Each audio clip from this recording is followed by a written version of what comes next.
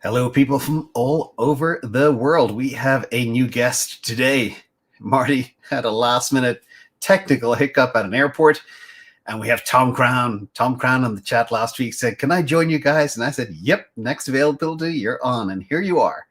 I'm a man of my word. So we have Mando, of course, CTO, and Tom. Let's introduce Tom before we jump into the very detailed agenda. Tom, can you tell us in 25 seconds, 30 seconds, for those that don't know you in the space or follow you on Twitter or YouTube, tell us a bit about yourself. Yeah, I'm a big Bitcoin guy. I'm, I'd say an OG crypto streamer at this point on YouTube, about 6 years. And I'm just like a normal person. I just fell in love with Bitcoin and crypto and never really left. Awesome. My microphone, of course, I never remember to turn it on. There it is. My microphone is on. Now I'm back. So, and Manda, how are you doing this morning? You look happy in your purple. Yeah, I'm great, man. I'm great. A bit of a more of a choppy week, which I think we'd kind of said that I don't think you need to FOMO in at this sort of stage. Like I said, like my only thing apart from Bitcoin has really been owning a bit more ETH beta recently, which has done okay this week. It's definitely outperformed, but still down a little bit. So yeah, okay week for me. Pretty chill. Yeah. And we did have the typical buy the rumor, the Bitcoin conference, and then the overhang, the hangover from Vegas, which we'll talk about a bit too. And CTO, my friend, how are you? I am great. I'm fantastic. I'm excited to show some charts, hear your thoughts about everything. Exactly. Let's get into the quick agenda right now. And we're going to be talking about a lot, but a few of the things I do want to talk about and what people want to hear about, more importantly, it's not what we want to talk about, it's what the audience wants, is June seasonality. What type of picture does it paint for us? Where are we going in the month of June? And what does the summer outlook look like? And then we're going to talk about the AI Bitcoin Nexus. I've been talking for years about the convergence between AI and crypto. They are the two narratives that I invest in. But at the Bitcoin conference, for the first time in my life, we had at least 4 speakers talk about exactly this. We'll try to unpack what they're meaning because they're very vague, but I'm trying to go behind the skin of the vagueness and try to pull out some alpha as well, the overlap and what could be happening. And people are frustrated. Bitcoin's at 104,000 and people are still frustrated. And especially those that hold altcoins, they are losing their minds. So we need to give them a little bit of calming, like, is alt season dead? That question keeps coming up. We'll talk about gaming and AI token strength. Mando, that's your wheelhouse. And some Solana suppression news, as well as Axiom. Has anybody traded on Axiom? We'll talk about that thing exploding now too. And a whole bunch more. We'll even talk about Ethereum having a new piece of plan to get to scale faster. We'll look at that too, which dovetails into what Manda said last week. He likes ETH here. And sector rotation. A lot of people are so frustrated with altcoins. Should they just start investing in AI stocks? Which is super interesting. So we'll go around the table and figure all that out. But why don't we start with, of course, a little bit of charting as to where we are. And Tom, feel free to chime in on CTO's charts as well as we go through them. CTO, over to you. Where are we? Thank you. Yeah, so this was a legit breakout.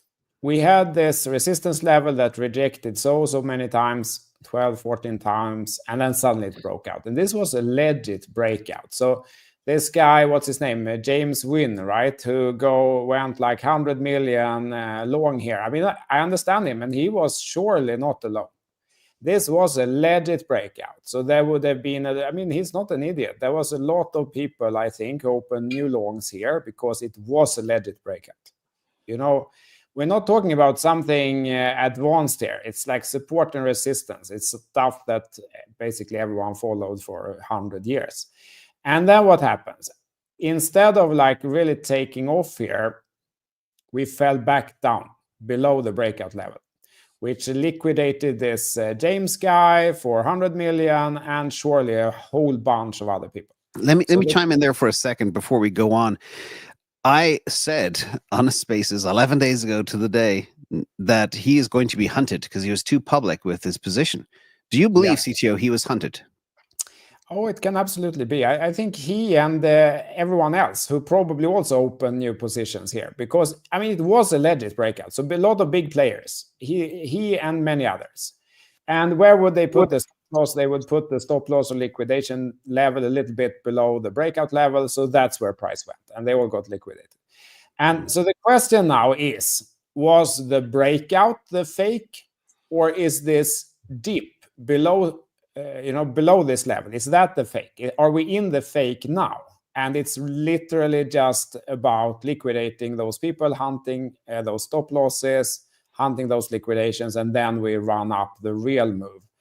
And I mean, no one can know for sure. I think that the trick here is to not make everything in one bet.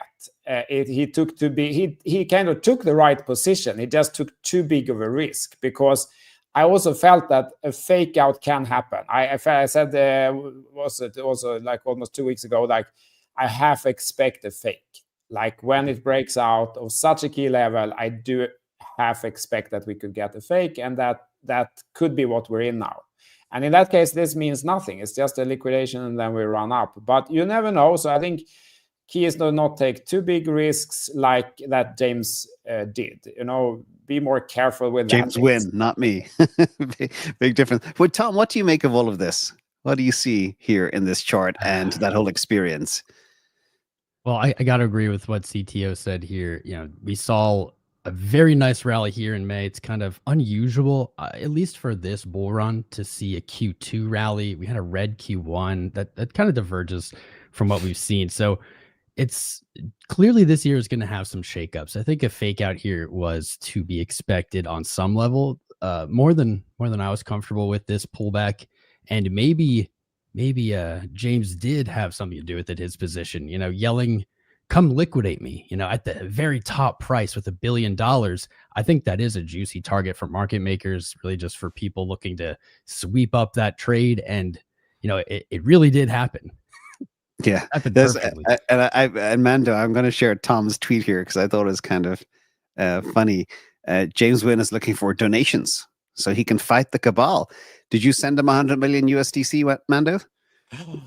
He's a strange follow, honestly. Like, even when he was up 90 million, he was trying to shill meme coins, and he was sharing his ref link for Hyperliquid. It was strange guy to follow in day in, day out. I wouldn't overthink James Wynn. That's all I would say. The guy was 40x long $1.1 billion of Bitcoin.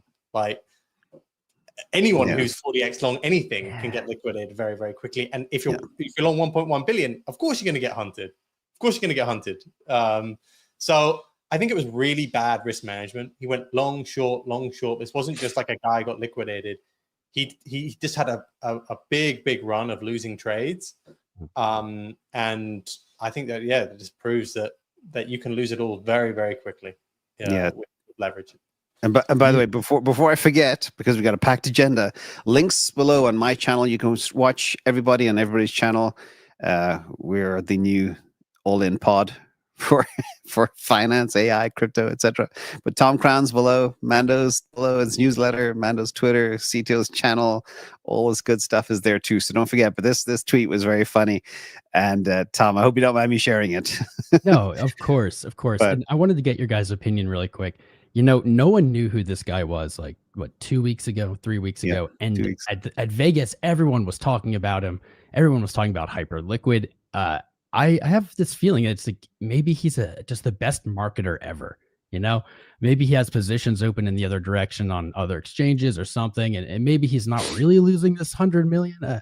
I'm not sure. Well, I'll give you a personal story. So I had a lot of thoughts, and I didn't want to bring anybody bad juju, but people who know me know I was planning to contra trade against him because I knew he'd be hunted. So it was an obvious short. When we saw Bitcoin 108K, 109K, I was going to do it, but then it wouldn't feel right to go against somebody. So I left it, but I did in the process try wire up my Hyperliquid account and worked with my MetaMask wallet, moving USDC and all that crap. The user experience is horrific on that platform. I mean, it's like going back 10 years. I don't know if anybody else has tried to use it. It's kludgy, it's cumbersome. You're going back to the ETH days. It is extraordinarily painful. I will never do it again. So I prefer perping elsewhere. Did anybody else try to use Hyperliquid? Well, I think the issue is that you have to use MetaMask. Is basically what you're saying. Yeah, which is awful. Yeah, I mean, I think the actual platform itself is actually it's better than most perp dexes.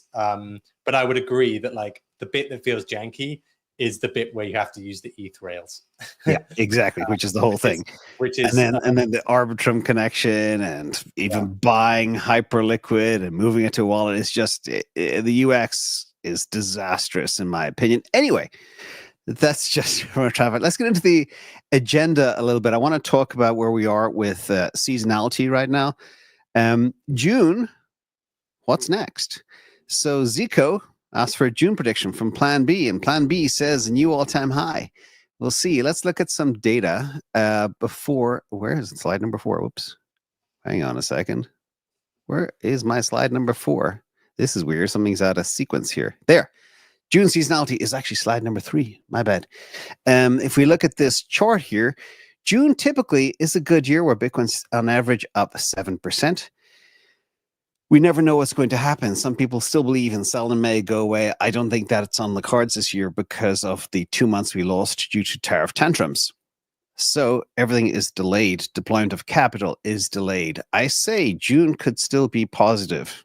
And when I look at all the treasuries that are popping up every single day, it's bonkers. We did have a catastrophic Feb, which normally is the best month of the year, down 14.6 versus the average of being up 14.6. And March break even, April 14%, May 11%, and June so far down a fraction. Well, I'll give it to you, Tom, first. What do you expect for June for Bitcoin? May closed, all-time high, the candle, even though it came down quite a bit. The monthly close, Yeah, I think the logical move is to see some more upside here. I'm looking for another all-time high. I think that's reasonable. You're on Plan B's page. CTO, what do you see? Yeah, I have as usual one. Not sure about June specifically. I mean, I'm leaning bullish. If I have to guess, I would guess that the current dip is the fake, not the breakout. But you never know. But I have one interesting chart as usual. Yeah, let me pull that up. If you look at seasonality and previous halvings, one pattern that was very significant in all the 3 previous cycles was that the length of the pump after the halving was the same as the length of the pump before the halving, exactly, but it was higher in amplitude. So you see this box here, the previous halving in 2020. This box is as long as this box, but it's higher. And then if you look at the previous one, same thing, same length, higher. One before that, same thing, same length, but higher. So that was one pattern that we don't know yet if it will play out, but it was a 4th time. Like the length of the pump before the halving, then came the halving in April 2024. And then if the pump after the halving is the same length, it would go on until September this year. And if it's slightly bigger in amplitude, it would kind of take us up here. But as you see now, we're kind of running a little bit late. If we get up here, it's not on the same parabola anymore, as you can see here. But we do know it can happen in 10 weeks or less. That big I mean, move. It could still happen. It could be like we get a crazy blow off to top. But maybe bond yields fail and people are running somewhere where their money. Where will they run? They run to gold and Bitcoin. It could happen. I'm not saying it can't happen, but it's something to watch for. Like, is the 4-year cycle changing this time? Perhaps it's longer and slower. That could be one thing. Perhaps it will still go here. It just takes a little bit longer. And so this is one thing that I'm looking out in terms of, like, when talking about the cyclic nature and this seasonality, that I think is interesting. Yeah. We are still holding the parabola, though. Yeah, Mando, on the longer and slower, there are some things that are very different this time. One, we hit a new all-time high before the halving, which has never happened, which means that the ETFs drove what I call a front running of the price action. And maybe that's why this season is longer and slower. Also, the asset's a lot bigger, so it takes a lot more cheddar to move it. It's $2 trillion. What do you think, Mando, of CTS theory? I think longer and slower. I think I've said a few times that I don't think this cycle feels like any of the others, just because the market structure has changed in terms of who the buyers are. I think I would agree with what CTO says. It feels as though what I've seen on the timeline over the last week or so is like, oh, this looks just like 2021. In that you've had Bitcoin just hit a little bit of an all-time high again, and then, oh, we're going to go so much lower, and you know, everyone's going to get wrecked. I think people are under invested, or at least have bought the wrong things.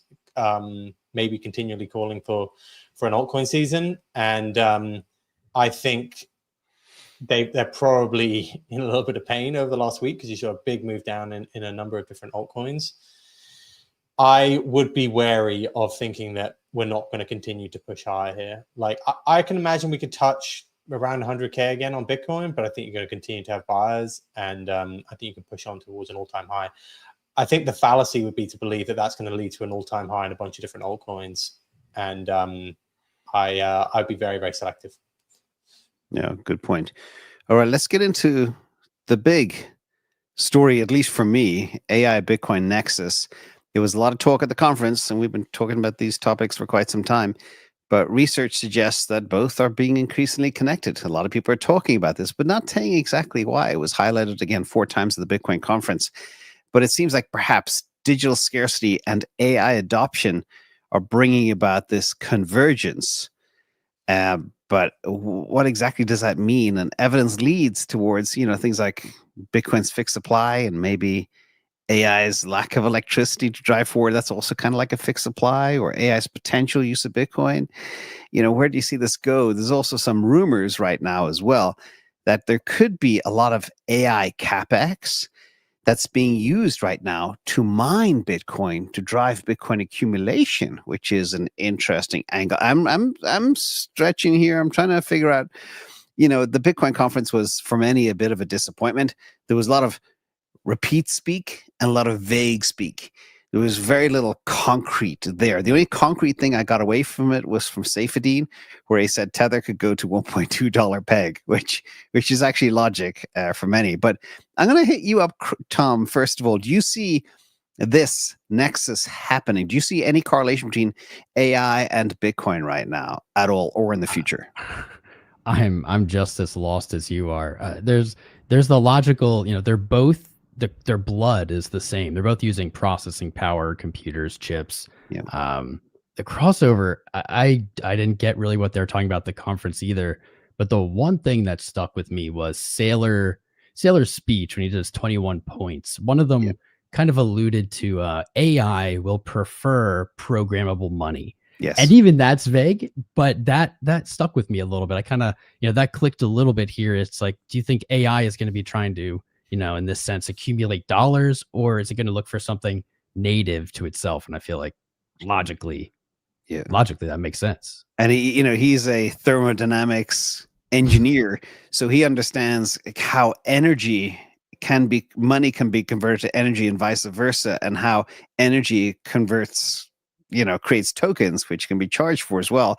CTO, I'll give this to you before Mando, because this is a tricky one, but with your technological experience, what do you think? Yeah, so I feel that they're both part of the same synergies. I made this term like era digitalis, and the point is that it's not only 7 points, it's 7 points that synergize each other. They are in synergy with each other. So we have the digital lifestyle, we spend more time digitally.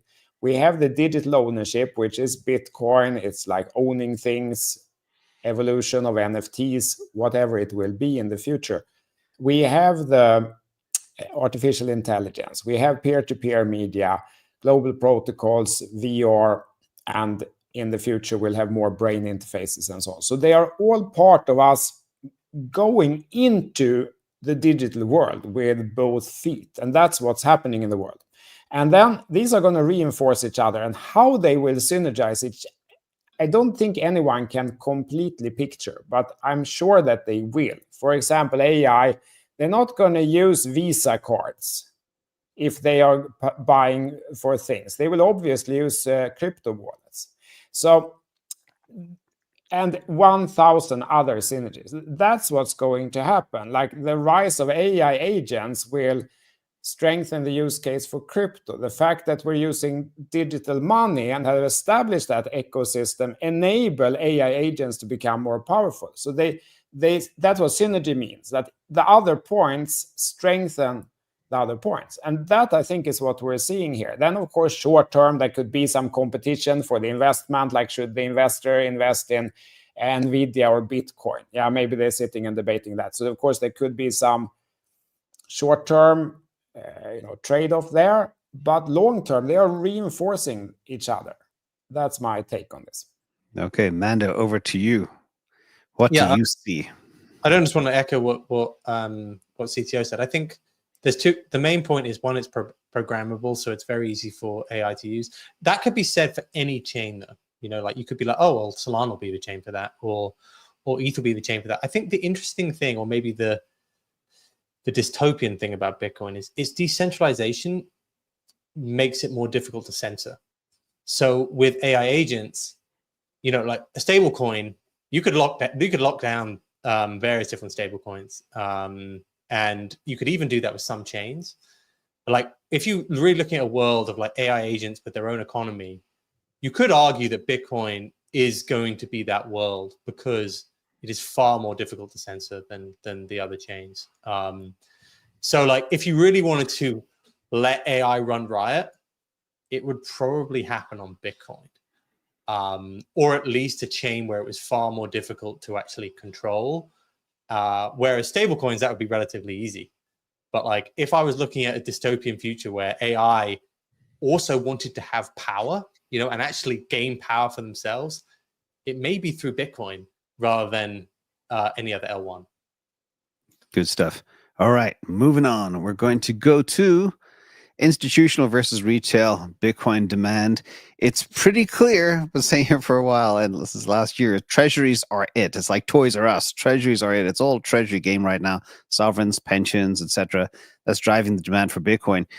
And retail's absence. In fact, I calculated so far this year, retail has sold another 250,000 Bitcoin. Doesn't sound like a lot, but that goes straight to the bags of MicroStrategy, and then everything else is kind of cream. Where's all this Bitcoin coming from? There was a guy called, I think, Eric Trump, one of the Trump sons. He said OTC desks are running out. I track the OTC desks. They're actually not. They're pretty stable, but he says a supply crunch is coming. And what's exactly going on here, Tom? Tell me your perspective of, is retail absent from the Bitcoin space this cycle? Second of all, is it all treasuries? Third of all, is there any chance of a supply crunch? We'd love to hear from you. Yeah, retail, I believe, is almost completely absent. At least I see that on my channel in the metrics, the analytics. I compare this to even March of last year, where there was much more retail. And I think we can all agree it's probably due to altcoins not performing, but they're then not jumping onto the Bitcoin boat either. I'm sorry, what was the second part? The second part, it's all treasuries this year. Treasuries. This bull run. That was the only thing they talked about at the conference. It was just corporate treasuries. That was maybe the only new thing. And stable coins, of course. Not so much Bitcoin, except stable coins and treasuries. I am waiting for retail to return as a sign of the top. And I think that's good news for the bulls out there, because I think we're still very, very far from that. Yeah. A supply crunch, I'm the biggest bull ever. And I guess I have to see it to believe it. When is this coming? Saylor has bought billions and billions of dollars worth of Bitcoin and doesn't really seem to have that much change on the chart. Since when does September, this kick in? Just a key point. Since September, Saylor has bought the next 3 years of Bitcoin supply. One person. BlackRock has bought over the last year the next 4 years of supply. Those two players, 7 years of supply is gone. And remember, I'm assuming the same 450 Bitcoin issued per day, which changes in 2 years, 11 months, and that goes down to 225 Bitcoin a day. Then you're talking going at a decade plus. It's bonkers. So I hear you. Mando, what do you make of all of this? Retail is absent, I believe, as well. Unit bias has a large part of that. Retail isn't going to buy a $100,000 item. That's why I think it was the guy from Square, Jack, said we need to change the term Satoshi to Bitcoin, and it'll make retail feel much more confident. Mando, what are your thoughts? Yeah, look, I think this was the most corporate Bitcoin conference that you've seen in a long time. It was a lot of people in suits coming up, talking about stable coins and corporate treasuries. I do think this is the trade. Part of it has been the success of MicroStrategy, right? Like, if MicroStrategy continues to trade at multiple X books, then it's just going to be a circus of new people coming in and saying like, oh, we can do the same thing, we can do the same thing, and it's extending out to other things. Like, we've seen it now extend to Solana. This week we saw the first foray on ETH, and just as long as you keep on seeing these big moves in stocks on the back of that, I think this is going to continue. I do think it may be a problem down the line, but for now it feels as though it's a little bit of a bubble, and you can kind of ride it. That you're going to have a continued demand for some of these L1s with big ETFs. Like, you see all these zombie companies. It's like, okay, we're dead. We've got no revenue. We've got no customers. We've got no roadmap. Let's start a Bitcoin treasury. This is coming out of the woodwork every single day. It's hilarious. Even MetaPlanet was technically one of those companies. They had one hotel, and they saw it going nowhere because of the ongoing depression in Japan, and said, yeah, let's talk to Dylan LeClaire, see what he says. Oh, let's do a Bitcoin. And it becomes the hottest stock in Japan like ever in the history of the world. CTO, retail absent. Do you see that in your metrics that Tom said? Oh, yeah, absolutely. I think that it was one guy in the comments here, Trevor, scrolled past it. I think he nailed it. He said that he wrote that Trevor wrote that retail is not looking for a 2x. No. They're looking for 100x. So if the altcoins are not moving, they're not really interested. And I think that is really nailing it, even though, 2x is a fantastic investment, they can't be bothered. So I think that's the altcoins have performed really badly for quite a long time. And that's why retail isn't here. Yeah. A lot of people saying also, I'm looking for the Trevor comment. It is on the money. But people are saying retail is broke, etc. Retail has no money. And yeah, and I've been saying for years, sometimes the danger that retail does is they hear these glamorous stories of, again, the winner, James Wynn, making $100 million, and they want to be that guy. But everybody, there's no such thing as GRQ. I did an April Fool's years ago of the danger of get rich quick. Okay. If you try get rich quick, you will blow yourself up. It's pretty much guaranteed. Get rich slowly is the old adage from the market. And, for most investors, even hedge funds, you know what the goal of a hedge fund is? You do, Mando. It's to beat the S&P 500. It's to make 12% a year. And they got some of the smartest brains in the world. So when these retail investors come in, I want to do 100x, I want to do 1000x, and I listen to all these channels giving them all this nonsense information. Yeah, it's Tom. I see you nodding your head there. What do you think? You're going to end up just like James Wynn. It's just the same story. He went for the 100x, man. He ended up with losing 100 million. Yeah, blow up your bag. Easy come, easy go. And anybody with any modicum of financial knowledge, and Mandy, you'll see this. If you, the rule number one, if you make money, take your initial capital off the table. That's the base step one. Would you agree? Depends on the bet. Depends on the bet. He's a DJ. Oh dear. Sometimes I'll add to a winner. I'm telling you now. What I would say about James Wynn is, like, there was a lot of talk about, oh, this is so amazing. Like when he was like putting on these huge trades and he made the money, and a lot of people thought, I have to be James Wynn. And you were trying to do. There's a time to lever trade, in my opinion, and it's never all-time highs. It's never all-time highs. You lever trade nowhere close, because when you start breaking all-time highs, you get close to it. The actual intraday candles that you can get are crazy. Like, it can move up higher and move up and down in wicks 5% on Bitcoin. So the idea that you should be levered trading at that stage is like a really dangerous point for me. I actually prefer, if you're going to take more risk, be like spot altcoins if you want to move into other stuff at that time. But lever trading, even on majors, I think is really dangerous once you start breaking all-time highs. So I just think it was a classic case of somebody rode it to all-time highs really well and then just got caught out by how the market always changes when that happens. Go back to every single time we've broken through all-time highs. It's exactly the same. And I see it too. The market makers, they're in collusion.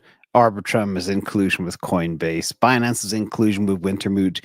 They all work together. And if you think for a second that they don't, you're very mistaken. Let's talk about one other big thing that happened at the Bitcoin conference, which we've been hoping for a long time. Bitcoin lending has gone mainstream. Okay. Now, this is, I think, one of the biggest things when you get people like Cantor Fitzgerald dedicating a $2 billion fund to lend out against your Bitcoin. And these are the same people that hodl 100,000 Bitcoin on behalf of Tether. That's a trusted Wall Street name that goes way back in history. I remember way back in the day, I was actually on a flight to New York to be in a meeting in a place which was not too far away from where Cantor Fitzgerald got taken down in 9/11. It was terrible. But that firm is a firm that you can trust. They've been around for a long time, and now they're getting into this as well as many other players. So we were just waiting for that time before, really trusted players could do this. I've never borrowed against Bitcoin in my life. But now, for the first time, I'm considering it. So CTO, the beauty of this is if you can borrow against your Bitcoin, there's no reason to ever sell it. So it makes the asset even harder. If you need lifestyle chips, if you need to pay your mortgage, you need to buy a new car, Tom, etc., you can borrow against your Bitcoin. You don't have to sell it. Is this good for the space with these trusted players? It's definitely good for Bitcoin. And I mean, if taking a step back, a lot of rich people, they don't sell their assets because if they sell the asset, they realize the capital gains tax. Now I see some more countries are thinking about implementing unrealized gains tax. But if that, at least today, usually that's not the case. You have tax when you sell it. So if you don't sell it and instead take out a new loan and use those money instead to do whatever it was you were going to do with the thing you were planning to sell, and you don't incur that capital gains tax. And that can be for consumption, but it could also be for investing in something else. So a lot of rich people or investment companies, they operate like that. And the consequence of that then is that those Bitcoin don't get sold. Instead, you're taking out a loan and you're getting money from someone else and you're spending that. So net consequence then is that those Bitcoins that would otherwise get sold are now not getting sold on the market. So of course, that's good for Bitcoin price, less sell pressure. In fact, a very important question here, the asset entities, which is Strife, which is under Vivek, they have a thing called a Section 351 loophole in the IRS tax code, where you could have Bitcoin at $10 and you could have a big bag of it like a Max Kaiser guy, and you can transfer it to this company, Strive, and they'll give you stock and you incur no capital gains. And the other thing that's so important as well, CTO, is not only do you not pay capital gains taxes on money you borrow, you actually write off the interest, which is what I call middle-class welfare. It's, really powerful. Tom, what do you think of all of this craziness? And look at the great white hype again. Could people still lend their Bitcoin to Asset? I think Asset only works with large players. By the way, they don't work with willy-nilly retail for now. They don't have the rails for that. But they work with people who've got maybe 1,000 Bitcoin or a few thousand Bitcoin and want to avoid taxes. And also move it out of cold storage to a safer place, which you'll talk about later. What do you think of all of this, Tom? Maybe I'm not rich enough, but the idea of taking a loan on my Bitcoin is very scary to me. I have flashbacks to kind of the Celsius BlockFi era of... That was like their claim of their income. I don't know. I have bad vibes from it. Maybe, again, I'm just not rich enough, but I don't plan on doing it. Yeah. Even with like a Fidelity or one of these big players, they've got too much reputational risk to lose. That's what I've been waiting for. That's how I felt. That's what we felt about FTX at the time. I mean, it's different. But we felt, these guys are too big. The big players are in. Nothing bad can happen. Yeah. Not for me. That's my opinion on it. What do you reckon, Mando? Would you borrow against your Bitcoin? I think there's two questions. Is it good on a personal level? Is it good for the market? I think it's a range of different things on a personal level. Like if you don't want to do capital gains, it can be an interesting scenario. I think in special cases, sometimes if you default on the loan, it can sometimes not even count as like you can avoid capital gains altogether. But I think it has to be like if it's recourse to other things. But but on an industry-wide level, adding leverage in institutional size to Bitcoin, I think, adds a bit more risk to the Bitcoin market, if I'm honest. Like, if you add leverage, then you're going to get liquidations, and things can get a little bit bad. So the reason why they're in that business is so that they can collect interest, or you default on the loan. And I think that would probably lead to not a great scenario. Let's say if Bitcoin did nosedive, you now got a situation here where leverage is being added in multiple different ways. You've got the treasuries where they're raising debt generally to buy Bitcoin, or converts, or debt like instruments. And now you have everyone getting into Bitcoin lending. It does make you think that we're setting some of the things up for the next bear. Like, you could get some nasty wicks when some of these sort of stories come out. Yeah. And like Fidelity liquidates someone with 30,000 Bitcoin. Like, ugh. So that gives us hope. That gives us hope for a bear market. And I'm one of these perverse people that actually love bear markets, because I know that's where the money is made. A lot of people disappear in the bear market, and that's the worst time to leave the market. This is the time to disappear at the top of the market, not in the bear. But there are new tools as well, which tie into exactly what you said. This is slide 22. I didn't think we'd even get to this. But shout out to Adam Livingston.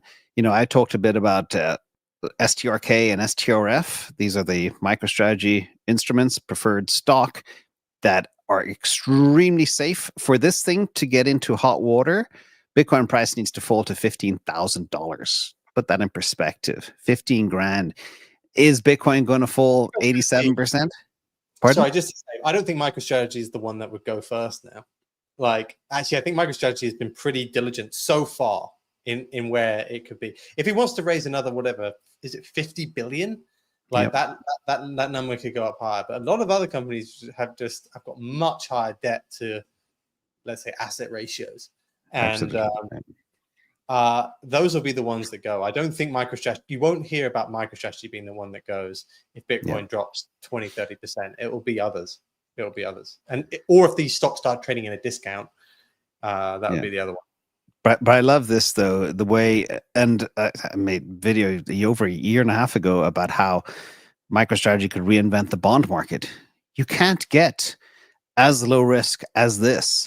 Like an 87% drawdown on Bitcoin, your principal's protected. If they don't pay your coupon, 1% gets added to the coupon, so it goes to 11% every year as well. And it's a call option on the future on the price of Bitcoin. It's fixed duration, institutional custody, no crypto risk, and the boomers like it. This is going to be 10% compared to 3.8% or 3.75% on a treasury. It seems to be a new thing. CTO, would you ever touch such a product? I think it's definitely interesting, for sure. I don't own any right now, but when talking about this, what's the tail risk? Like, what's the tail risk of Bitcoin going to 15,000? Yeah. Pretty low. And I think people might start comparing that risk with what's the risk of the bond market, the US bond market actually collapsing, that they can't sell their bonds. What happens then? What if they start defaulting on some bonds? Maybe they don't default on all the bonds, but maybe they say that, actually, guys, the ones we don't like here, we're going to default on your bonds. Sorry. Can that happen? What's if you just want to protect your money? We don't ask for much here, right? We fine if the money doesn't disappear. Say that's our only ambition, and then we start comparing, some Bitcoin-based product here, bonds on the other hand, which is actually a higher risk to lose the money. I would say that maybe it's the bond market right now. I don't know. I'm happy to hear your thoughts on this. Yeah, it's one thing that I would be considering, parking money once we get to the top of a market to kind of go risk off. It's kind of like what we did with JLP last year, Mando. Remember the good old days?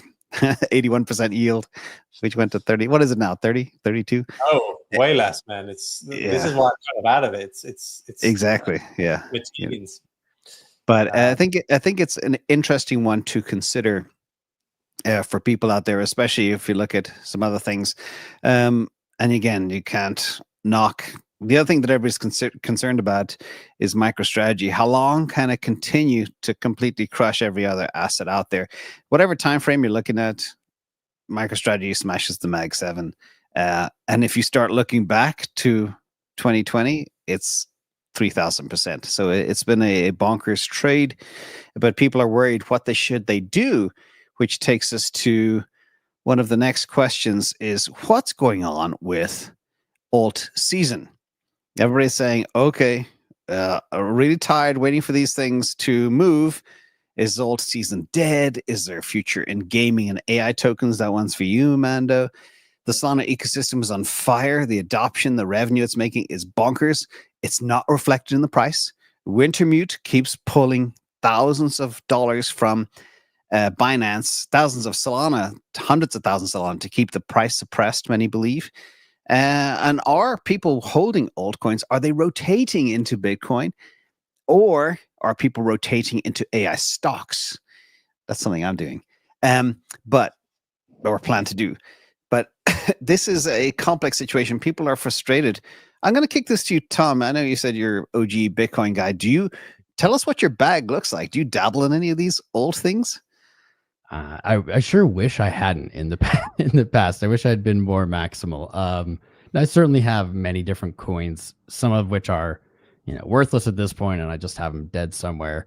But I'm about 90% Bitcoin, and I'm pretty comfortable. There's been times in every other cycle where that feels uncomfortable, where it's like, man, I really didn't take on enough risk. I should have been in this and that. And as time goes on, I'm regretting less and less not buying into things. But looking at Bitcoin dominance, to throw Benjamin Cohen's favorite topic in, we haven't really had an alt season. And we keep hearing, oh, it's alt season, it just started, this and that. We have had no alt season really of any kind since September of 22. Dominance has really moved up to the right. Yeah, well, we would argue here, Tom, that there's always an alt season to be had. You just have to be on that train. So there's always something spiking and pumping.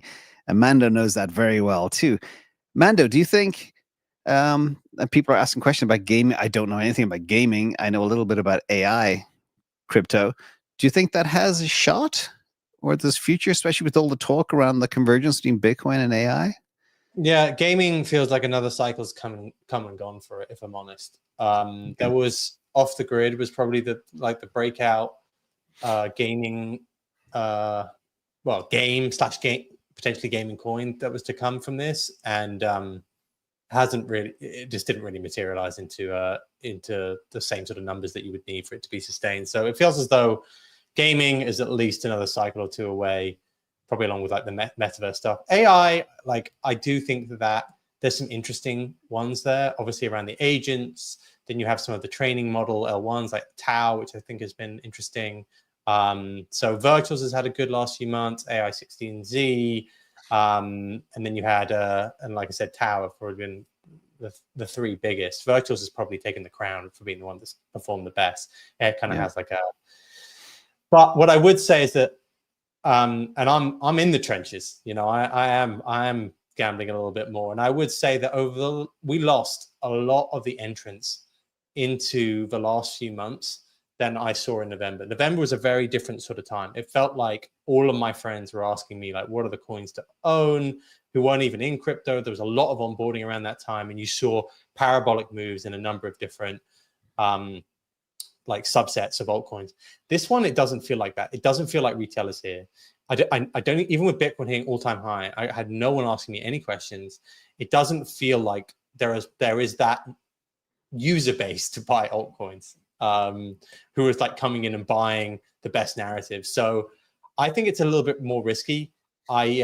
This time around, I would say, I do think, I have been more bullish on, whereas my plays were kind of more Solana based, they've been more ETH based.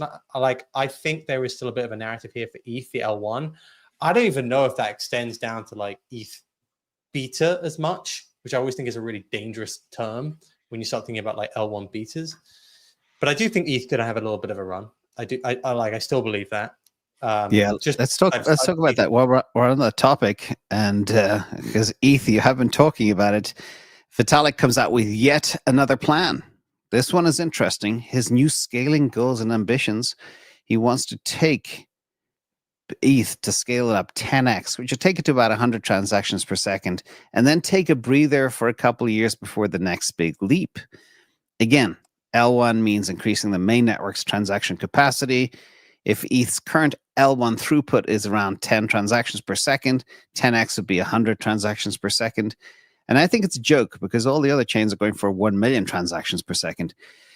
I don't get it. I'm going to go to CTO first, and then Tom and Mando chime in. I mean, this is just, it's too little too late as far as I'm concerned, Mando, but does it really matter? I know, I can take it just briefly. I'm not really that bullish on this bit. Like, I think this is the, this will be, it's going to take a long time to scale it. The things that I've seen which have been different is Pectra has gotten the supply situation slightly better. And then what I saw this week, which was that SharpLink, I don't know if you saw this story, but this was a company that's now raising $1 billion to buy ETH and did like a 20x on the week. Yeah. And that's the first time we've seen that. And that sort of stock reaction means that you're going to see other people go on and do this. So my view here is that it's not that I'm a big believer in Bitcoin dominance actually going up, but I still think that you can have a period here where ETH is a good trade. And I would be unsurprised if ETH goes to 4K over the next few months. Yeah, in fact, you mentioned Pectra. That takes me to a topic that I saw earlier in the week or last week. And that is, and maybe CTO, you can address this from a technology perspective, but the feature from Pectra upgrade enables much more, make it easier for hackers to drain crypto wallets with stolen private keys. This is the EIP, I think 7702, and lets wallets act like smart contracts, which criminals use to automatically forward stolen funds. And over 100,000 smart contracts have already been exploited due to hackers. You don't hear about this story, but I can't remember who it was the blockchain.co or some other site reported on this as well. CTO, how is this happening? How is Pectra benefiting crypto theft gangs? I haven't actually studied it well enough to answer that, so I don't know. But I mean, an enemy of things going right is complexity. And I think Vitalik has also really recognized that problem. Yeah. The code base and everything, it's gotten really complex. And they start talking about we have to put a cap on number of lines of code and so on. Because at the end of the day, the more complex it becomes, the harder it becomes to avoid unintended consequences. But I don't know if that's the case here, if it's something else. But I do like simplicity. And all the complexity being built here with the different layers and so on and so forth. And then talking about 10x in 1 year and a bit, I think he said in the interview. And the guy said, why not 1 year? And so on. So, I mean, I also think it's too little, too late. The other chains are also talking about massive upgrades from now to 1 year.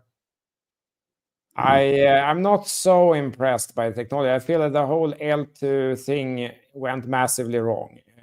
Huge split of liquidity, huge consequences for the user who feels like they're on different networks, and the user base and the money is like spread over a lot of ecosystems instead of one.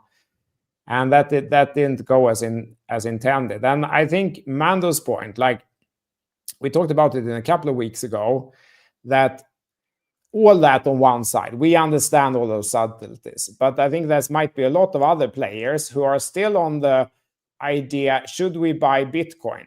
And if we do, maybe we should buy a little bit of the second one, whatever it's called, the coding one with that,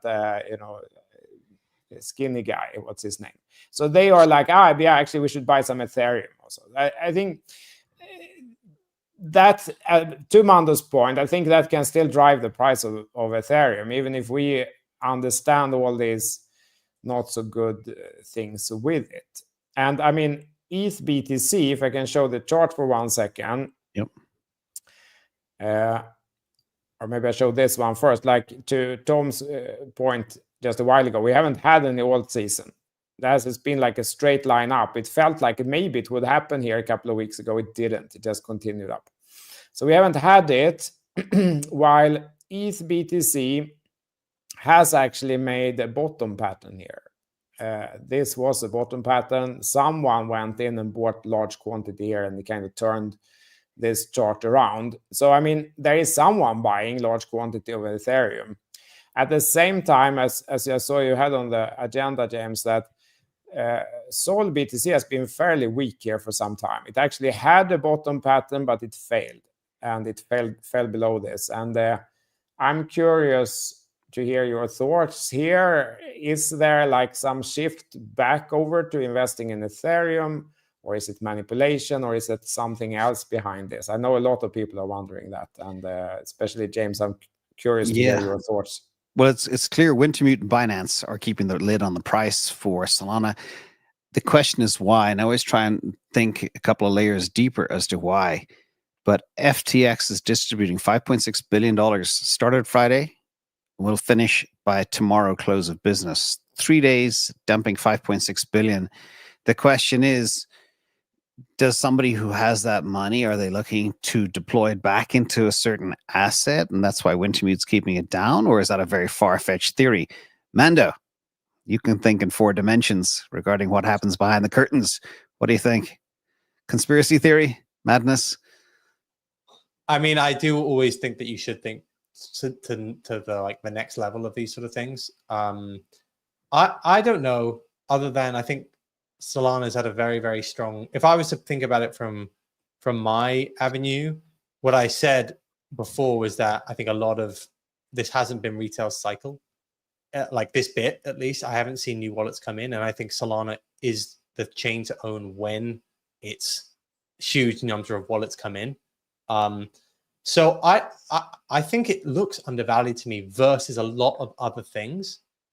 But do I think it's like, I'm always perplexed when you bring up the value of other L1s, which call themselves Solana killers versus Solana, because Solana just dominates when it comes to activity. But do I think it's the strongest horse to own right now? Like I've said like a few times, that I feel like because that activity isn't really with us right now, activity chains is maybe not the thing to own. So I think that's where it's being challenged. I would never go short it, and I think it'll always have a bid to it. So it's not like it's going to fall out of bed. But I think that's probably why it's underperformed relative to Bitcoin, because the people that are coming in and would use them actively are not here this time.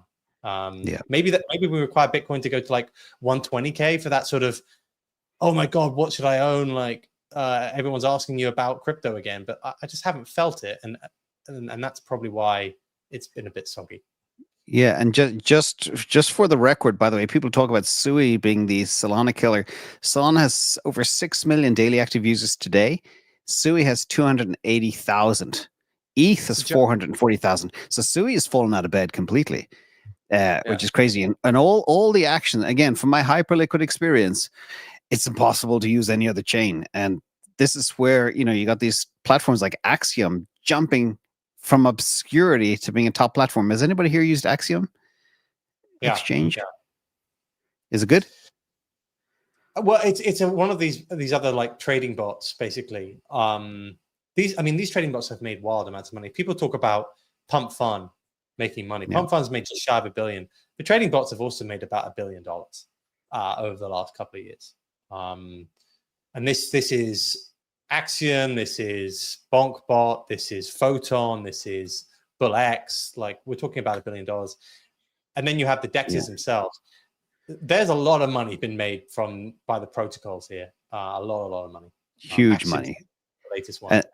And that's what's bonkers. If you take traditional finance metrics on valuation of these assets, oh my goodness, there's rumors. Actually, I'm on this website where you can buy things pre-IPO. Called Hive, and Phantom is listed there. Phantom will probably IPO at a $4 billion plus market cap. It's a freaking wallet, but it makes a ton of money. So does Bonk.fun, so does Pump, all these different things. They make huge money. So if you look at their profitability or a revenue multiple, it's insane. Anyway, no one makes more money than Solana apps. Like, Solana apps make more than most chains. Exactly. So over to you again, Tom. Do you do any equities? You said you're 90% Bitcoin. You probably no stocks at all. No stocks. No, I don't recommend this, but Bitcoin crypto took me from a very humble life to doing well, and haven't dabbled really into these stocks yet. Cool. It's on my radar. Yeah, a lot of people asking. I know CTO and Mando, you have exposure to some equities and some AI equities. A lot of people are asking that question again. CTO, is it time to rotate from altcoins, give up the ghost, and buy stonks instead? What would you say? I don't know where the stock. I kept saying it now for like 2 months, but I'm still not sure where the stock market as a whole is going. So that on one side. On the other side, we have learned from previous crashes that the technology trends, they tend to punch through the economics trends. Like the underlying strength of AI is at the end of the day not going to care so much about the tariffs and all that. It's going to punch through anyway. That's what we saw previously. Like if you zoom out and you look at, I don't know, Apple or Microsoft or Nvidia or anything, and you look at the major financial crisis, you can barely see it. Of course, they do go down, but the strength of the technology trend is much bigger than the strength of the shakeout in the financial markets. So that on one side, but if we're trying to, time it exactly, I don't know. I actually thought that I was surprised by the strength of the recovery here. I thought it would be more shaky while this whole tariff debate is still going on, but it's been a strong recovery. And I still don't know. I feel that it's still a little bit shaky. Are we going to have like global tariffs for a long time, or is it soon over this negotiation and we just carry on then after that? I don't know. Well, we knew it was easy to make many nations bend the knee, which we've seen very quick, UK, etc., for example. But the problem is China. They are ruthless negotiators. Mando, what's your macro view of stocks, tariff tantrums? Would you advise people to rotate their altcoins into AI stocks? Top question of the week last week. I mean, altcoins have been pretty down. If you look at the others chart, it's not a pretty one. Yeah, I think you do have to consider those things. You can't just think of crypto in isolation. Like there's lots of money in let's say subsectors of stocks with similar sort of return profiles. I mean, I'm definitely interested in AI as a whole. I have not gone into. I feel like the majority of the AI stocks are large caps, but maybe that's changed more recently. Maybe a few more things have done an IPO or not, but I've always found it difficult to find like low cap AI stocks. Let's put it that way. But I do think if you're investing in altcoins, you should 100% be considering the return profile of other asset classes. Like, there's no doubt in my mind. I don't think you can just look at them in isolation and be like, I'm just a crypto guy, because the return profile, at least on overall basis, it's questionable. It's definitely questionable. Outside of others is the index of outside the top 10, I believe. So if you're investing things outside the top 10, then a lot of the time it's not going to make you money. Exactly. Remember, always balance risk and reward. We're going to wrap up with two final topics which were important. One is this guy Kash Patel. It's so funny. There's a funny meme going around like, I am the captain now. I am the deep state now. This is Kash Patel, head of the FBI. But he's sounding the alarm on the Federal Reserve. Everybody needs to wake up. It isn't a public institution. It's a private entity run by the elite robber barons who built this way back 110 years ago. What was that Jekyll Island book years and years ago? The meeting there. This is what? It's very wild. He's been saying it since before he even got sworn in. He's saying this is a funky group of people that, with their money printing and their control and the Cantillon effect, are doing lots of things to harm, let's say, the market. But, you look at the ECB, they do the exact same thing. All these central bankers are banksters. It's pretty clear. You seem shocked by that, Mando. Because he's the, you know, Hell, the FBI. He's calling out. Yeah. He's calling out the Fed. The FBI is calling out the Fed. You can't make this stuff up. Look, there's something to be said about what he's saying in that if you are looking at the most important, I don't know if it was the case like 20 or 30 years ago. Obviously, there's been some very famous Fed chairs, but like often the president and the Fed both had like a almost equal effect on the stock market. I would say central bank governors have had a far outsized influence on the stock market and all asset classes since 2008. Like they are the ones in control because they're printing the money constantly. So there's something to be said about like the actual branch of power here needs to be somehow wrestled from the Fed. The only way to do that is to get rid of money printing, but it feels like everyone's hooked on that drug now. So I don't know if it's a simple solution. Yeah, that's never going to happen. They're never going to get rid of it. Yeah, it is kind of scary and interesting, but something to be considered. So this one final macro story. We try to keep this to an hour. We're at the hour. This was very concerning for me over the weekend. We saw the futures take a little bit of a hit. We saw the biggest drone attack ever in the history of the world. I don't know the exact details, but somehow a truckload or multiple truckloads of drones got across the Russian border, drove in 500 kilometers, maybe more, and then deployed an attack force of swarm drones to destroy 40 long-distance Russian bombers.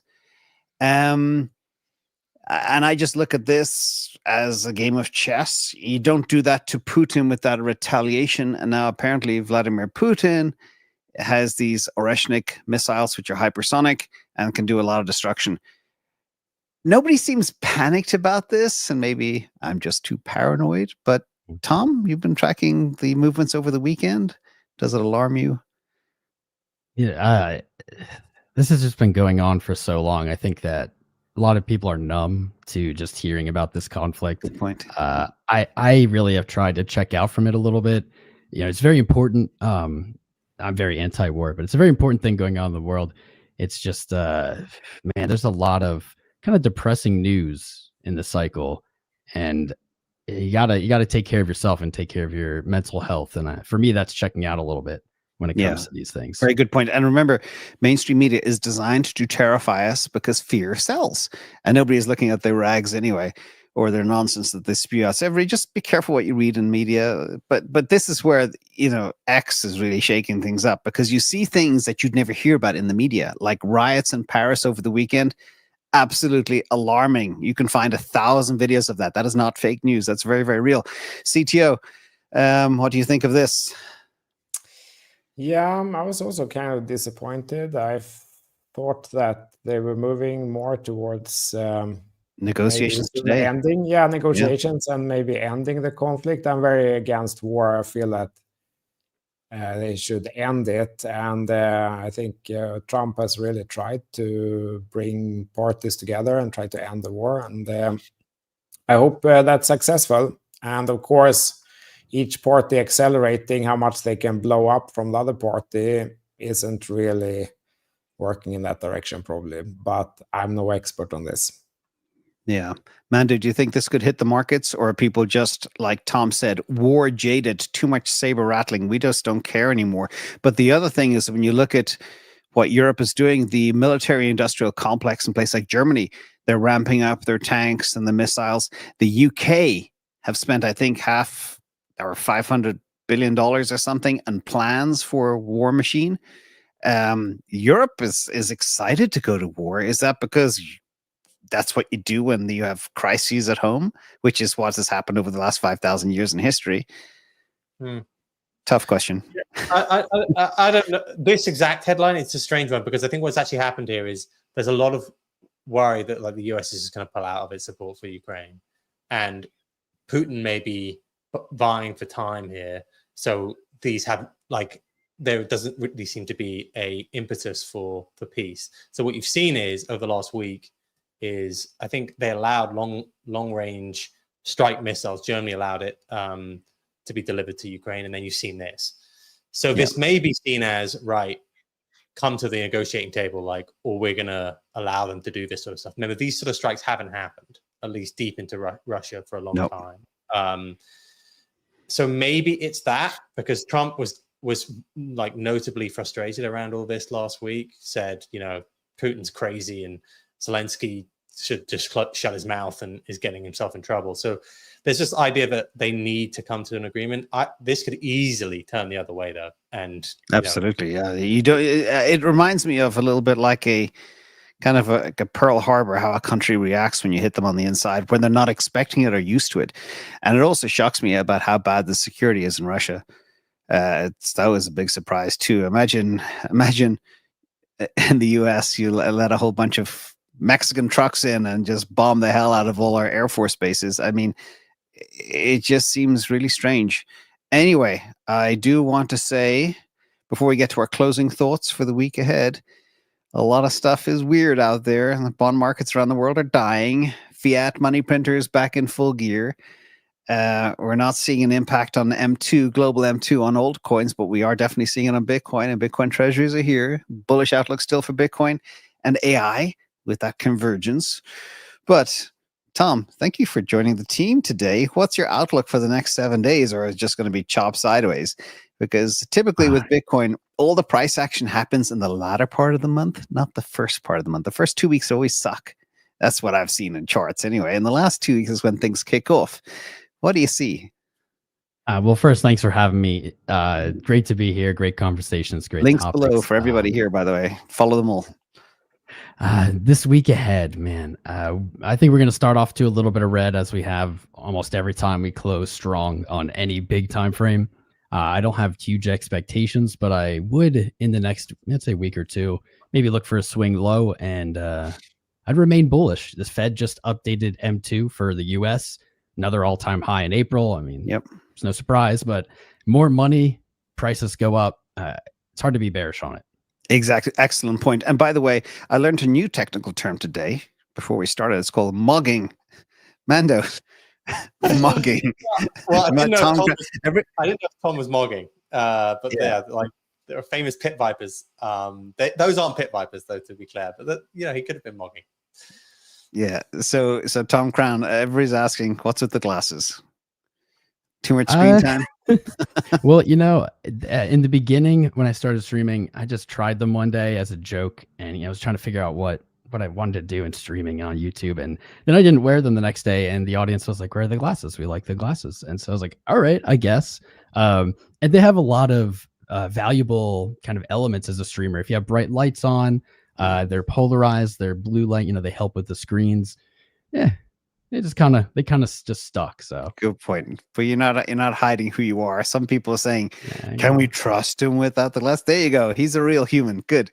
CTO, outlook for next week. 2 weeks of chop and then bounce towards the end of the month. That's my call. I remain fairly bullish here. My feeling is that it's the dip which is the fake, not the breakout. So yeah, that's my base assumption. The trend, different time frames, they still remain up. So I lean towards another attempt at the breakout. But if that doesn't happen, I will take action accordingly. Awesome. Thank you, CTO. And Mando, before we wrap, you're going to see Ethereum go to the moon. What's your plan?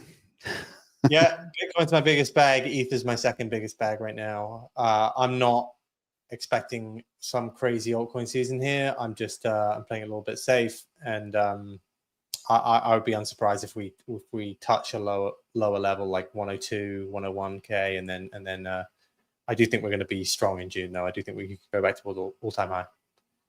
Yep. Good. And for the record, by the way, all of us here on this channel, some comments regarding the war and stuff. I don't like war. None of us like war. It's extremely wrong for people to be sent to the meat grinder. So I want to be very clear on that. What we do, though, is report the news when it has an impact on markets. And I don't believe what Putin or Zelensky are doing is the proper way. They should have come to the table for peace a long time ago. So that's my piece on the war. I am not I'm not pro either. Okay. Pro peace. I'm on the side of peace, as are most Bitcoiners, by the way. And there's also a potential vision that if everybody had Bitcoin, there'd be global peace. Who knows? Solves all the problems. Anyway, thank you, gentlemen. Thank you for a great show. Wish you all a very good week. And thank you once again, Tom, for joining us. The links are below for everybody. Have a great week, everybody. Stay safe. I guess. Bye. Thank you.